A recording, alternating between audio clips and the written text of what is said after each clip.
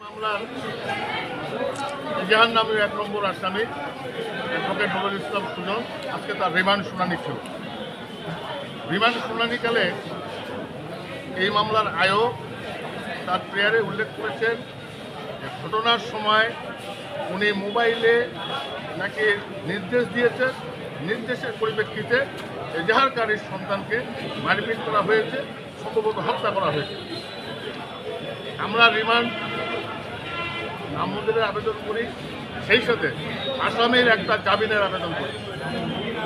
এই রিমান্ড শুনানিকালে আমরা বলেছিলাম, যেহেতু বর্তমানে প্রযুক্তির যুগ, যদি অ্যাডভোকেট নুরুল ইসলাম সুজন মোবাইলে নির্দেশ দিয়ে থাকে, তবে অবশ্যই তার মোবাইলের কল লিস্টটা বাহির করলেই বোঝা যাবে প্রকৃতপক্ষে ওই সময় ওই দিন উনি কোনো দিয়েছেন কিনা। যদি দিয়ে না থাকেন তাহলে বুঝতে হবে এটা মিথ্যা।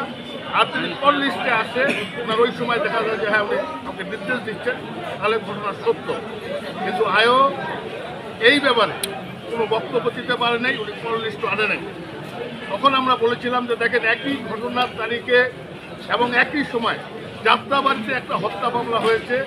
সেই মামলায় অ্যাডভোকেট নুরুল ইসলাম সুজন ৬ নম্বর আসামি। দেখা যাচ্ছে একই ঘটনার সময় ওনাকে যাত্রাবাড়িতেও দেখা যাচ্ছে। পরবর্তীতে আরেকটা মামলা, হত্যা মামলা ডেমরা থানার, যেটা ঢাকায়, ওই মামলায় ওনার নাম থাকলে ওনাকে সোনারে দেখানো হয়েছে। ওই মামলা দেখা যাচ্ছে একই ঘটনার তারিখ। তাহলে একটা মানুষ একবার পঞ্চগড়, একবার ঢাকা যাত্রাবাড়ি, একবার ঢাকার ডেমরা, প্রকৃতপক্ষে এই 3 জায়গায় সে যেতে পারে কিনা এটা সহজে অনুমেয় এবং আমরা সবাই এটা বুঝি। আজকে ওনার জামিনের আবেদন নামঞ্জুর করা হয়েছে এবং রিমান্ড 3 দিনের রিমান্ড মঞ্জুর করা হয়েছে। আজকে আসামি স্বয়ং ওখানে বক্তব্য দিয়েছেন এবং বক্তব্য উনি স্বীকার করেছেন এবং উনি বলেছেন যে আমি দীর্ঘ 24 বছর পঞ্চগড় জেলা আওয়ামী লীগের সভাপতি, আমি 4বারের এমপি, একবার সরকারের মন্ত্রী ছিলাম।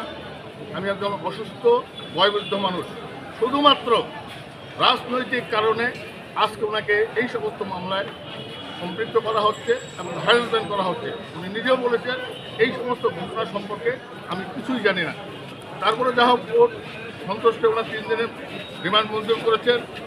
আমরা আশা করব যে সমস্ত ডকুমেন্ট আমরা দিয়েছি, সেই সাথে এই মামলার এজাহারকারী বাদী উনি একটা এফিডেভিট দিয়েছেন।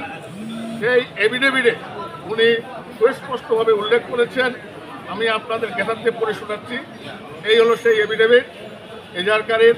সেই এফিডেভিটে উনি উল্লেখ করেছেন 2 নম্বর দফায়, প্রকৃতপক্ষে আমি স্বেচ্ছায় কোনো ধরনের মামলা করি নাই এবং আমার পুত্র হত্যা বা গুম হয়েছে সেই ধরনের কোনো তথ্য শুনি নাই।